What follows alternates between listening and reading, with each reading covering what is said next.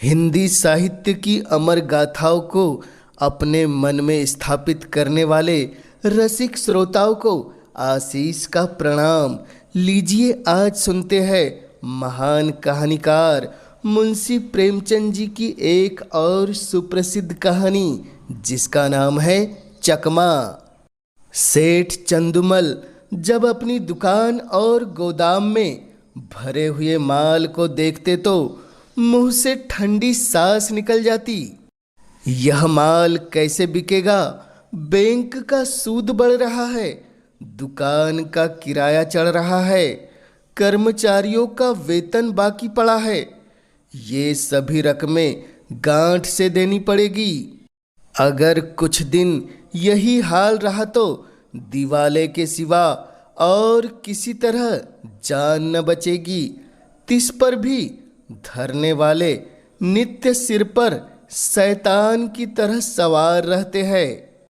सेठ चंदुमल की दुकान चांदनी चौक दिल्ली में थी। मुफस्सिल में भी कई दुकानें थी। जब शहर कांग्रेस कमेटी ने उनसे विलायती कपड़े की खरीद और बिक्री के विषय में प्रतिज्ञा करानी चाहिए तो उन्होंने कुछ ध्यान न दिया। बाजार के कई आड़तियों ने उनकी देखा देखी प्रतिज्ञा पत्र पर हस्ताक्षर करने से इनकार कर दिया।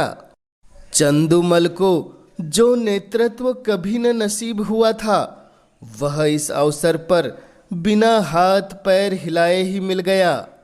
वे सरकार के खैर ख्वाह थे। साहब बहादुरों को समय समय पर डालियों नजर देते थे। पुलिस से भी घनिष्ठता थी। म्युनिसिपैलिटी के भी सदस्य थे।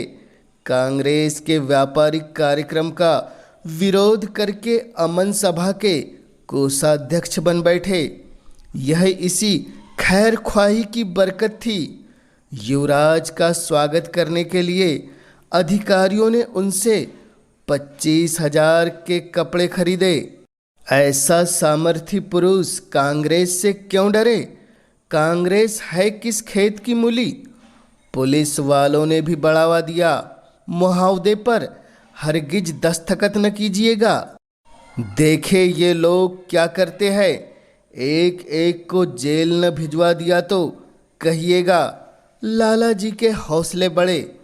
उन्होंने कांग्रेस से लड़ने की ठान ली। उसी के फलस्वरूप 3 महीने से उनकी दुकान पर प्रातःकाल से 9 बजे तक पहरा हो रहा था। पुलिस दलों ने उनकी दुकान पर वॉलंटियरों को कई बार गालियां दी, कई बार पीटा। खुद सेठ जी ने कई बार उन पर बाण चलाए, किंतु पहरे वाले किसी तरह न टलते थे। बल्कि इन अत्याचारों के कारण चंदुमल का बाजार और भी गिरता जाता। मुफस्सिल की दुकानों से मुनीम लोग और भी दूरजनक समाचार भेजते रहते थे। कठिन समस्या थी। इस संकट से निकलने का कोई उपाय न था। वे देखते थे कि जिन लोगों ने प्रतिज्ञा पत्र पर हस्ताक्षर कर दिए हैं, वे चोरी छिपे कुछ न कुछ विदेशी माल लेते हैं। उनकी दुकानों पर पहरा नहीं बैठता। यह सारी विपत्ति मेरे ही सिर पर है। उन्होंने सोचा, पुलिस और हाकिमों की दोस्ती से मेरा भला क्या हुआ? उनके हटाए ये पहरे नहीं हटते।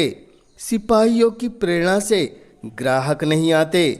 किसी तरह पहरे बंद हो जाते तो सारा खेल बन जाता।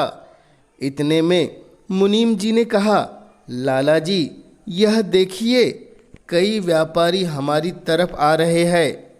पहरे वालों ने उनको न जाने क्या मंत्र पढ़ा दिया, सब चले आ रहे हैं।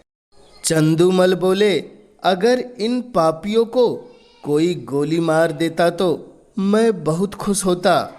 यह सब मेरा सर्वनाश करके ही दम लेंगे। मुनीम जी बोले, कुछ हेटी तो होगी। यदि आप प्रतिज्ञा पत्र पर हस्ताक्षर कर देते तो यह पहरा उठ जाता। तब हम भी यह सब माल किसी न किसी तरह खपा देते। चंदूमल बोला, मन में तो मेरे भी यही बात आती है, पर सोचो अपमान कितना होगा। इतनी हेकड़ी दिखाने के बाद भी झुका नहीं जाता, फिर हाकिमों की निगाहों से गिर जाऊंगा और लोग भी ताने देंगे कि चले थे बच्चा कांग्रेस से लड़ने। ऐसी मुंह की खाई की होश ठिकाने आ गए। जिन लोगों को पीटा और पिटवाया, जिनको गालियां दी, जिनकी हंसी उड़ाई, अब उनकी शरण कौन मुंह लेकर जाऊं। मगर एक उपाय सूझ रहा है। अगर चकमा चल गया तो 12 है। बात तो तब है जब सांप को मारूं मगर लाठी बचाकर, पहरा उठा दूं पर बिना किसी खुशामद किए। 9 बज गए थे। सेठ चंदूमल गंगा स्नान करके लौट आए थे और मसनद पर बैठकर चिट्ठियां पढ़ रहे थे। अन्य दुकानों के मुनीमों ने अपनी विपत्ति कथा सुनाई थी। एक एक पत्र पढ़कर सेठ जी का क्रोध बढ़ता जाता था। इतने में 2 वॉलंटियर झंडियाँ लिए हुए उनकी दुकान के सामने आकर खड़े हो गए। सेठ जी ने डांट कर कहा, हट जाओ हमारी दुकान के सामने से। एक वॉलंटियर ने उत्तर दिया, महाराज हम तो सड़क पर है, क्या यहाँ से भी चले जाए। सेठ जी बोले, मैं तुम्हारी सूरत नहीं देखना चाहता। वॉलंटियर बोला, तो आप कांग्रेस कमेटी को लिखिए, हमको तो वहाँ से यहाँ खड़े रहना, पहरे देने का हुक्म मिला है।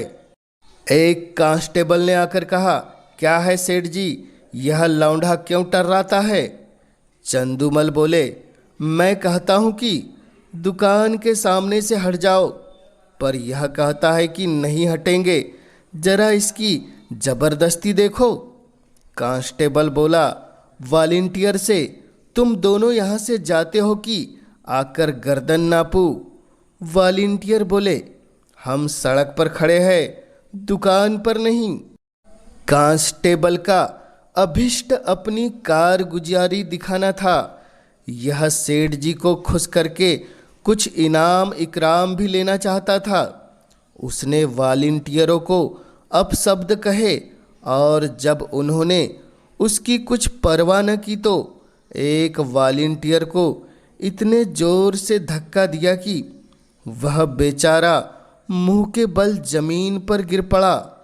कई वॉलंटियर इधर उधर से आकर जमा हो गए। कई सिपाही भी आ पहुँचे। दर्शक वृंद को ऐसी घटनाओं में मज़ा आता ही है।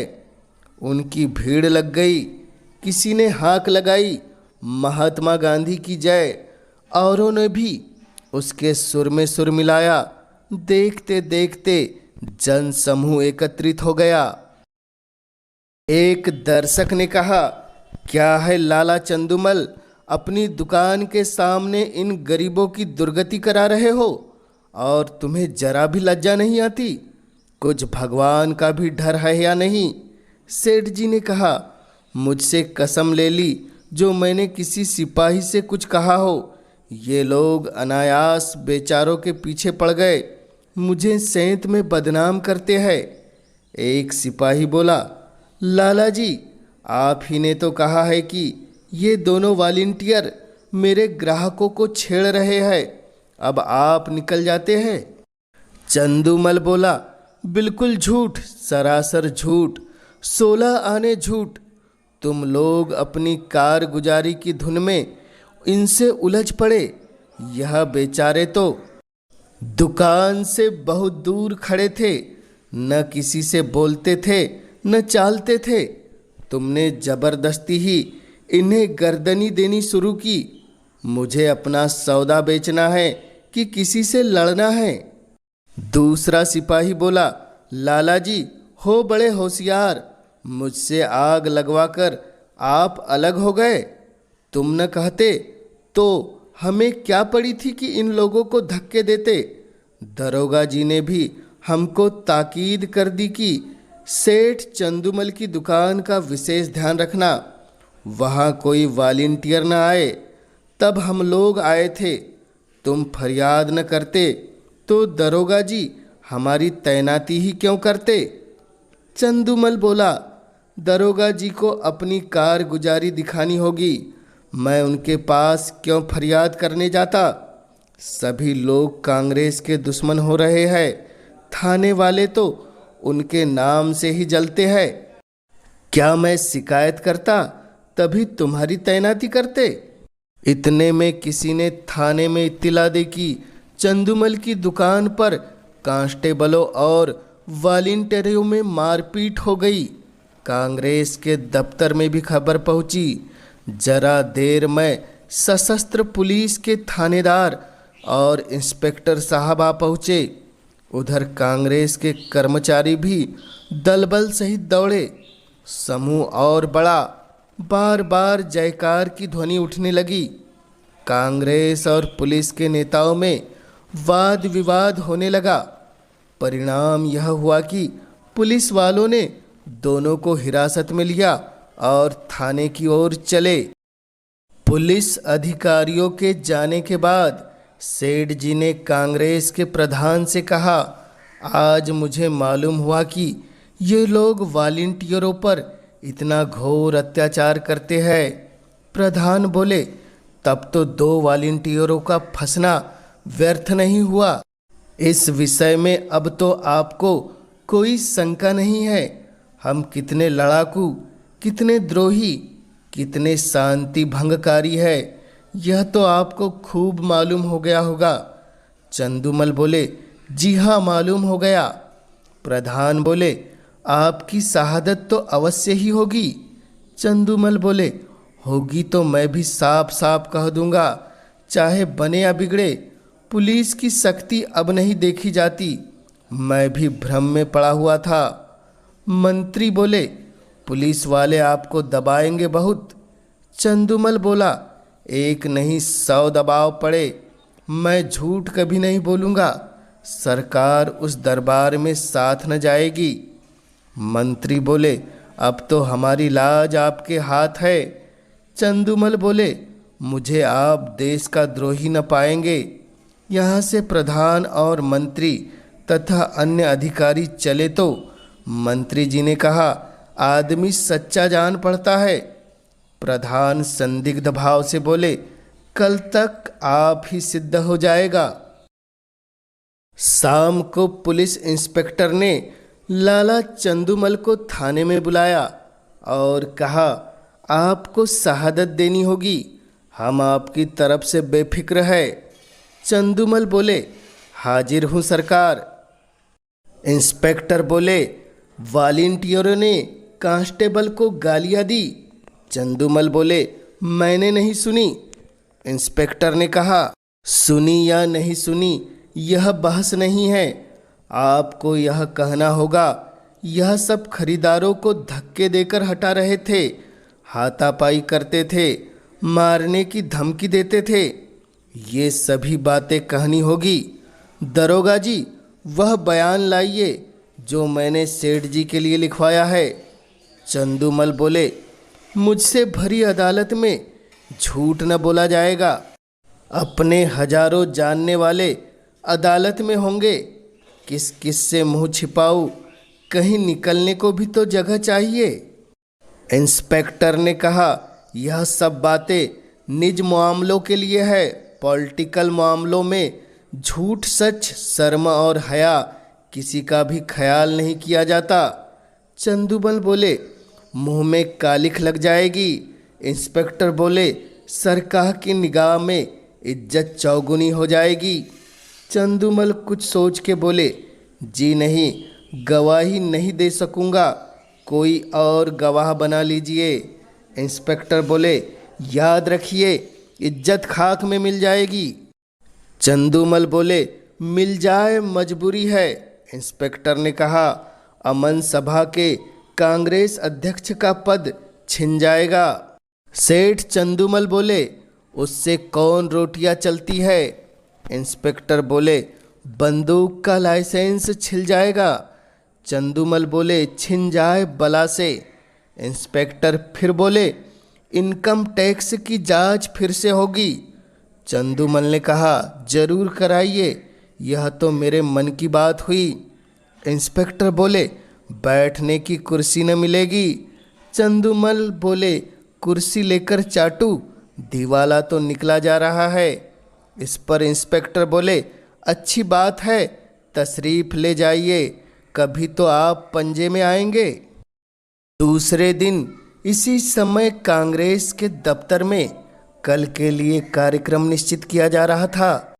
प्रधान ने कहा, सेठ चंदूमल की दुकान पर धरना देने के लिए 2 स्वयंसेवक भेजिए। मंत्री बोले, मेरे विचार में वहाँ अब धरना देने की कोई ज़रूरत नहीं है। प्रधान ने कहा, क्यों? उन्होंने अभी प्रतिज्ञा पत्र पर हस्ताक्षर तो नहीं किए। मंत्री ने बोला, हस्ताक्षर नहीं किए पर हमारे मित्र अवश्य हो गए। पुलिस की तरफ से गवाही न देना यही सिद्ध करता है अधिकारियों का कितना दबाव पड़ा होगा, इसका अनुमान किया जा सकता है। यह नैतिक साहस में परिवर्तन हुए बिना नहीं आ सकता। प्रधान बोले, हाँ, कुछ परिवर्तन तो अवश्य हुआ है। मंत्री बोले, कुछ नहीं महाशय, पूरी क्रांति करना चाहिए। आप जानते हैं ऐसे मामले में अधिकारियों की अवहेलना करने का क्या अर्थ है। यह राजविद्रोह की घोषणा के समान है। त्याग में संन्यास से इसका महत्व कम नहीं है। आज जिले के सारे हाकिम उनके खून के प्यासे हो रहे हैं। आश्चर्य नहीं कि गवर्नर महोदय को भी इसकी सूचना दी गई हो। प्रधान ने फिर कहा, और कुछ नहीं तो उन्हें नियम का पालन करना ही प्रतिज्ञा पत्र पर हस्ताक्षर कर देना चाहिए था। किसी तरह उन्हें यहाँ बुलाइए, अपनी बात तो रह जाए। मंत्री बोले, वह बड़ा आत्म अभिमानी है, कभी न आएगा, बल्कि हम लोगों की ओर से इतना अविश्वास देखकर संभव है कि फिर उस दल में मिलने की चेष्टा करने लगे। प्रधान बोले, अच्छी बात है, आपको उन पर इतना विश्वास हो गया है तो उनकी दुकान छोड़ दीजिए। तब भी मैं यही कहूँगा कि आपको स्वयं मिलने के बहाने से उस पर निगाह रखनी होगी। मंत्री बोले, आप नाहक इतना शक करते हैं। 9 बजे सेठ चंदूमल अपनी दुकान पर आए तो वहाँ एक भी वॉलंटियर न था। मुख पर मुस्कुराहट की झलक आई। मुनीम से बोले, कौड़ी चित्त पड़ी। मुनीम बोले, मालूम तो होता है, एक महाशय भी नहीं आए। चंदूमल ने कहा, न आए और न आएंगे, बाजी अपने हाथ रही। कैसा दाव खेला, चारों खाने चित्त। मुनीम बोले, बस यही जी चाहता है कि आपके हाथ चूम लूं। सांप भी मरा और लाठी भी न टूटी, मगर कांग्रेस वाले भी टोह में होंगे। चंदूमल बोले, तो मैं भी तो मौजूद हूँ। वह डाल डाल चलेंगे तो मैं पात पात चलूँगा। विलायती कपड़ों की गांठ निकलवाइए और व्यापारियों को देना शुरू कीजिए। एक अठवारे में बेड़ा पार है।